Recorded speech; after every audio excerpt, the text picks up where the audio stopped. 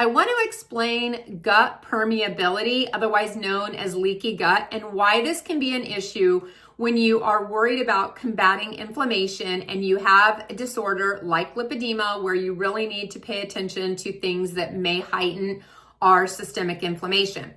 So we have this tube, otherwise known as our intestinal tract, that is considered outside of our body, although it travels right down the middle of our body, and it goes from one end to the other, and it is selectively permeable. It sends all of the great things into our bloodstream, and it keeps the things that aren't so great out of our bloodstream and removes them as waste.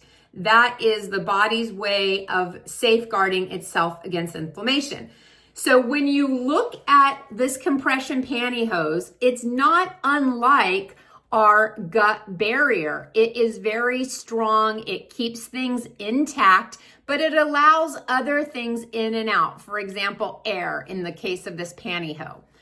When you think about what happens when you have a weakening of your gut due to insufficient bacteria in the microbiome and eventually a wearing of the mucosal layer that is protective and allows nutrients to be grabbed and sent into the bloodstream, we start to see a loosening of the tight gap junctions that are in the lining, and it becomes more permeable.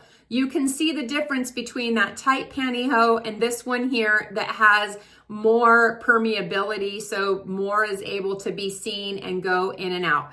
That's just a visual of what happens when you have gut permeability. There is a loosening in the junctions of the mucosal layer, and that is allowing toxins to get from our intestinal tract into our bloodstream, which cause a cascade of inflammatory mediators to activate, and it leads to systemic inflammation in our body. That is why, my friends, I am always talking about fiber. I am not telling you what diet you need to do necessarily. I am just trying to point out that fiber is important. Be a scientist of your own body, but know that fiber does make a difference when it comes to systems in your body that need to be sustained for long-term health. So that is why I am always preaching about fiber and now trying to educate everyone on gut permeability and what happens when we have fiber devoid diets. I'll see you soon. Bye-bye.